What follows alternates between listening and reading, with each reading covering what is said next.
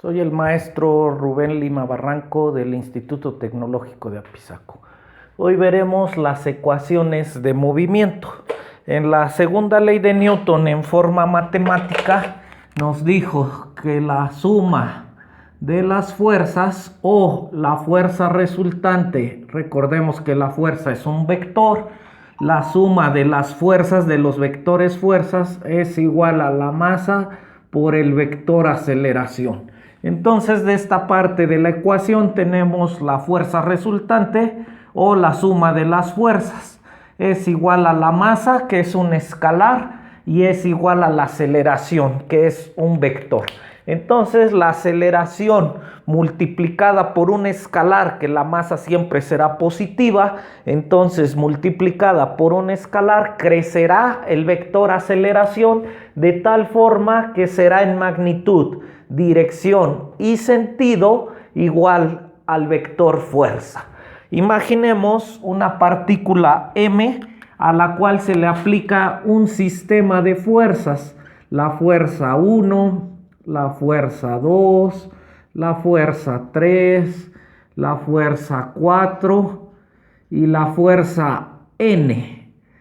De todas las fuerzas n del sistema de fuerzas aplicados en una sola masa, que va a actuar como sólido rígido, aplicadas en una sola fuerza, vamos a hallar una sola fuerza llamada la sumatoria vectorial de todas las fuerzas, o llamada fuerza resultante.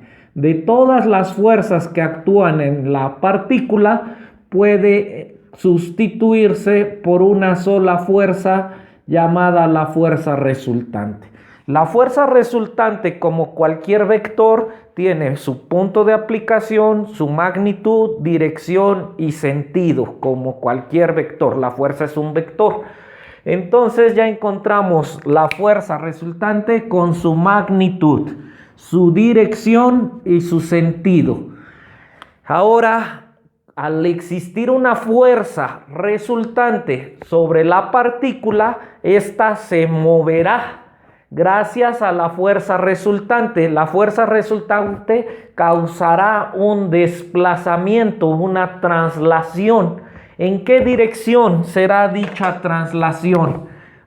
Pues en la misma dirección que la fuerza resultante. ¿En qué sentido? Con el mismo sentido. Recordemos que la dirección es el ángulo que forma con respecto a un eje de referencia. Entonces aquí el ángulo que forma con respecto a un eje de referencia, esa es la dirección. Entonces tendrá la misma dirección que la fuerza resultante, el mismo sentido a la derecha y hacia arriba. Pero ese vector aceleración que hoy me representa el movimiento, este vector aceleración que hoy me representa el movimiento es más pequeño que la fuerza. Si a ese vector aceleración lo multiplico por el escalar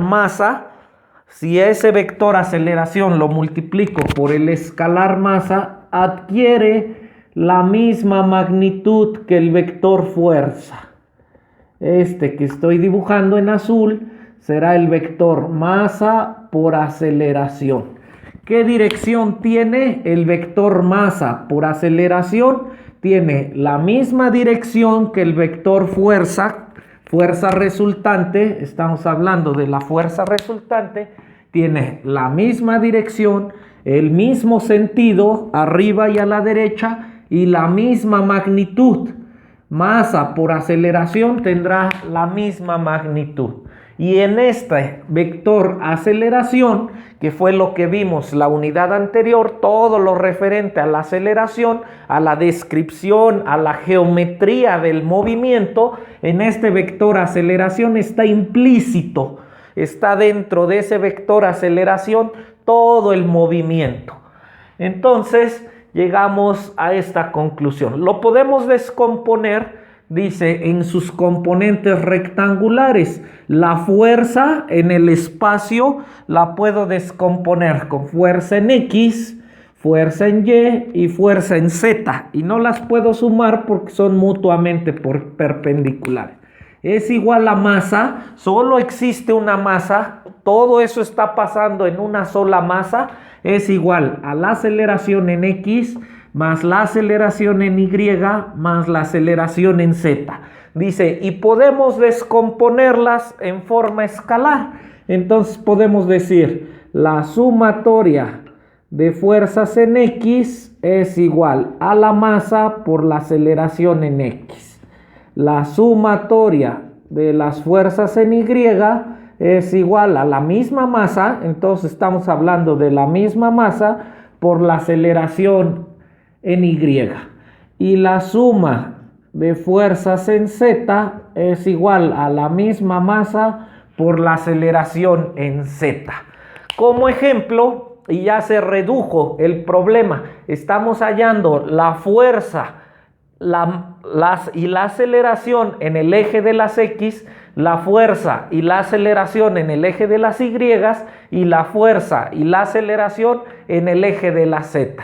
Más adelante en el texto del libro dice, si existen dos partículas que se estén moviendo, habrá que establecer la ecuación para cada partícula y si tienen el origen en común, el mismo origen, y al mismo tiempo podríamos unir los movimientos. Ahorita estoy hallando la fuerza y la aceleración en el eje de las X, en el eje de las Y y en el eje de las Z.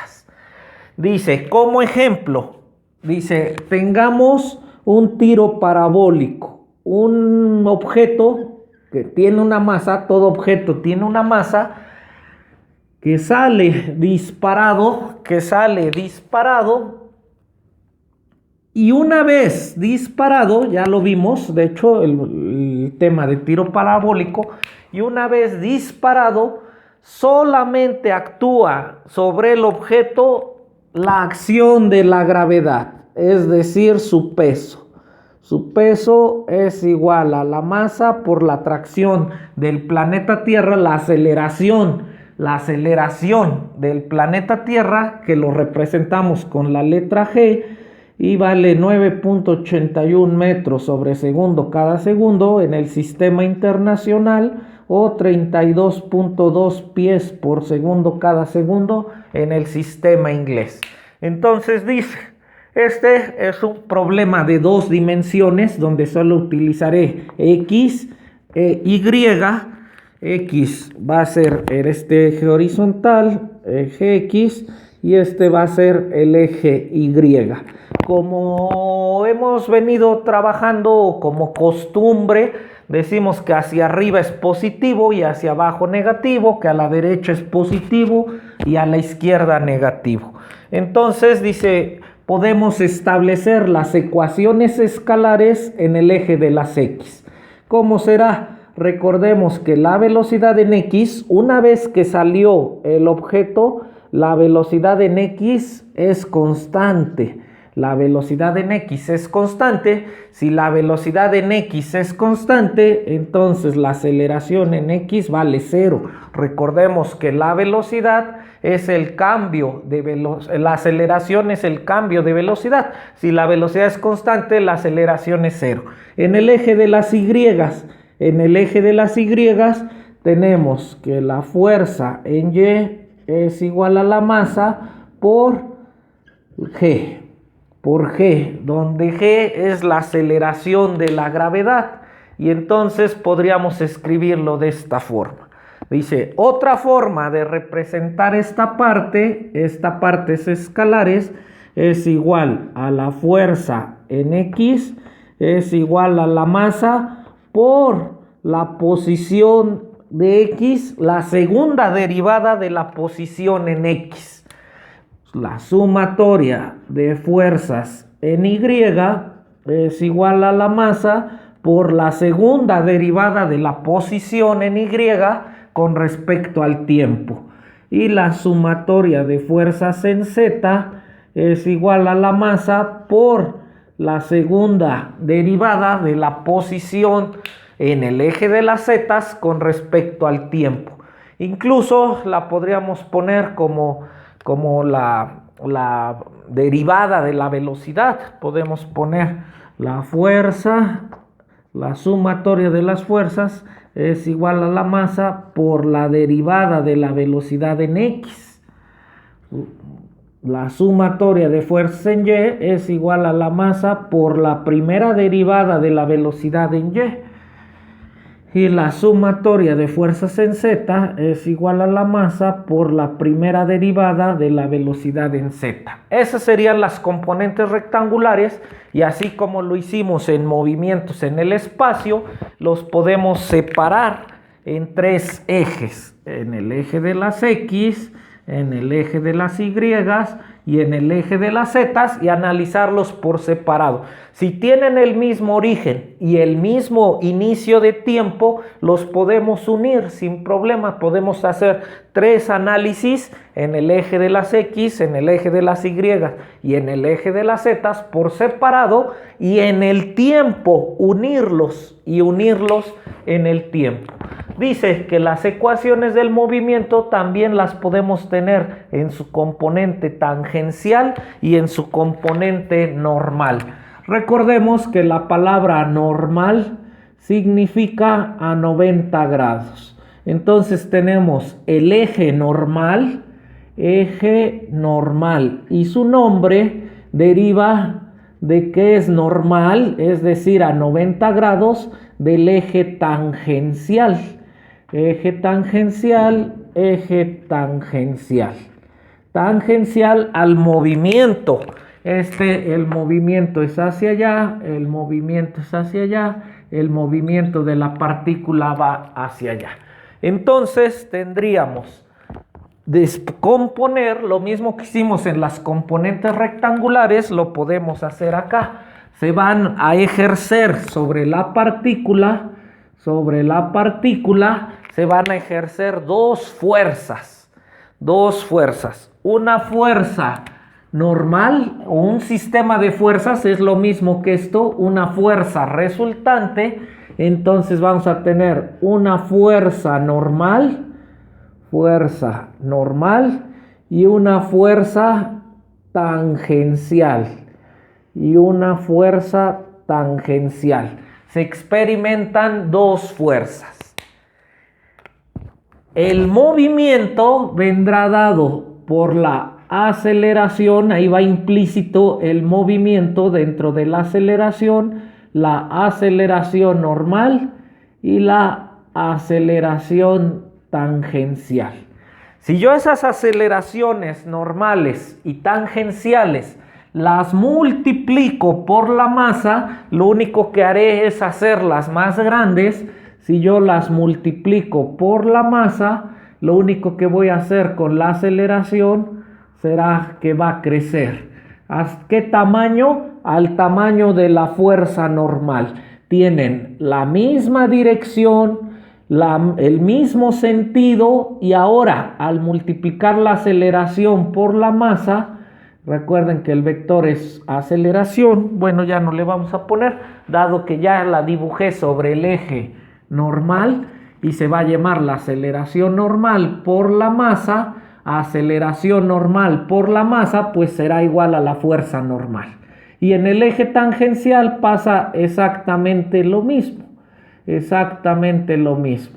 Si a la aceleración tangencial la multiplico por la masa, pues encuentro la fuerza tangencial, que tendrán la misma dirección, el mismo sentido, y este vector tendrá la misma magnitud que este vector.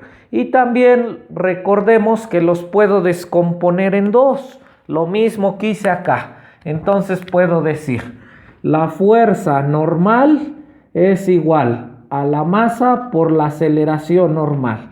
La fuerza tangencial es igual a la masa por la aceleración tangencial. Y aquí vean cómo lo recorrí de la masa. Recordemos de la unidad anterior que son 4 los componentes del movimiento: el tiempo, la posición, la velocidad y la aceleración. Y los tengo aquí, están implícitos. Por eso hice esta: velocidad,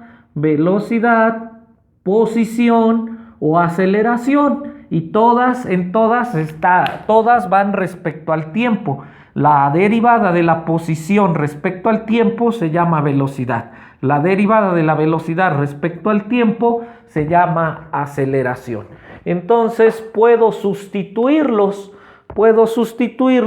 y puedo decir que la fuerza tangencial es igual a la masa y es la derivada de la posición de la velocidad con respecto al tiempo.